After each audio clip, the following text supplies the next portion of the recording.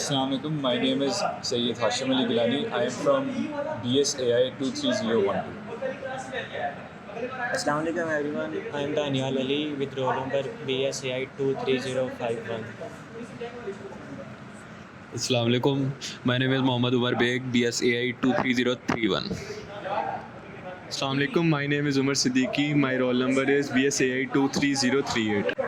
Today we are sitting at level 2 in front of Lincoln Corners and we are discussing the problems of chapter 9 relations, and the question we picked is question number 6 and question number 7.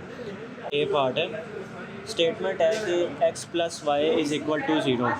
अब जो x plus Y का जो set है वो real numbers के belongs करता है. Real numbers का सेट जो पहली कंडीशन है कि रिफ्लेक्सिव होता है नहीं होता, वो इसका आंसर है कि ये रिफ्लेक्सिव नहीं है. उसकी वजह ये है कि अगर इसके हम कोई भी वैल्यूज़ लेट कर लेते हैं जो कि x और y हैं, सच डैट कि y x का इन्वर्स होना चाहिए, एडिटिव इन्वर्स, मतलब कि उसकी नेगेटिव वैल्यू होनी चाहिए. लेट्स सपोज अगर हम न्यूमेरिक वैल्यूज़ में करें कि x 10 है तो y वुड बी -10. ठीक है, तो अगर हम इसको देखेंगे कि x plus y is equal to 0, हमारी कंडीशन सेटिस्फाई हो रही है तो हमें पता चलेगा कि ये रिफ्लेक्सिव नहीं है. जो सेकंड कंडीशन है कि ये सिमेट्रिक है या नहीं है, तो ये सिमेट्रिक है क्योंकि x और y दोनों अवेलेबल हैं. और अगर हम x प्लस वाई करें या फिर y प्लस x करें कि 10 में -10 ऐड करें या फिर 10 में से -10 निकाल दें, दोनों का केस एक ही है तो 0 के इक्वल आ जाता है. और जो तीसरा केस है कि ये ट्रांजिटिव है कि नहीं है, इसका इस तरह से है कि ये ट्रांजिटिव नहीं है क्योंकि किसी भी केस में अगर दो वैल्यू 0 ऐड हो रही हैं और तीसरी ऐड होती है तो वो 0 बन जाएगी. सिर्फ एक केस है, एक्सेप्शनल केस है कि हम तीसरी वैल्यू जो c है वो 0 ले लें. 0 ले लें तो वो 0 तो बन जाएगा, लेकिन अगेन हमने सारी कंडीशंस को ट्रू चेक करना होता है. 0 के साथ 0 कैसे बने? लाइक हमने x लिया 10 है और y लिया -10 है. तो अगर हम c वैल्यू लेते हैं जो कि है 0, फिर भी नहीं होगा. फिर आपको b के साथ चेक करना पड़ेगा. तो b हमारा था -10 और आप c 0 ले रहे हो तो फिर आपकी वो -10 + 0 करते हो तो आपका -10 आता है. 0 फिर भी नहीं आता. अच्छा, तो अगला सवाल है क्वेश्चन नंबर 6 का डी पार्ट. वो कहता है x is congruent to y, mod ले रहे हैं हम 7 के साथ. इसका मतलब ये है कि कोई भी रियल नंबर की वैल्यू होगी, x और y दोनों बिलोंग्स टू रियल नंबर, और दोनों का 7 के साथ मॉड लेना तो उसका आंसर सेम आना चाहिए.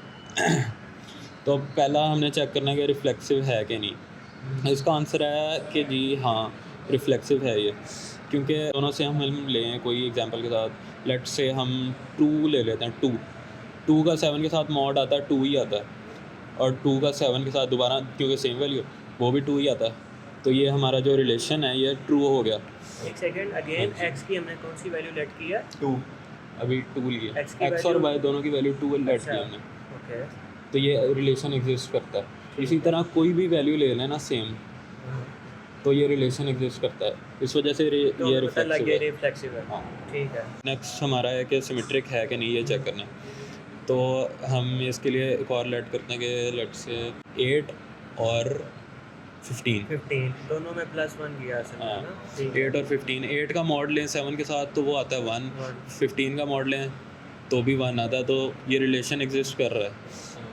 तो इसी तरह 15 और 8 का भी रिलेशन एग्जिस्ट करेगा क्योंकि दोनों के मॉड तो सेम ही आ रहे हैं, तो उनकी अरेंजमेंट आगे पीछे करने से कोई फ़र्क नहीं पड़ता, तो रिलेशन एग्जिस्ट करता होता है.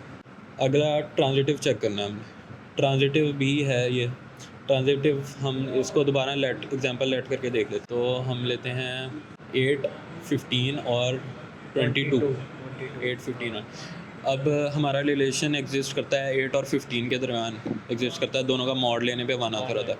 अब 15 और 22 के दरमियान भी एग्जिस्ट करता है क्योंकि दोनों का मॉड लेने पे 1 आता है. तो ये 8 और 22 का भी एग्जिस्ट करता है क्योंकि सारों का मॉड लेने पे 1 आ रहा है, तो सारों का आपस में रिलेशन एग्जिस्ट करता है. तो ये ट्रांजिटिव भी है. इंशाल्लाह मिड्स में भी अच्छा परफॉर्म करते हैं. Okay guys, that's all for today. Thank you so much.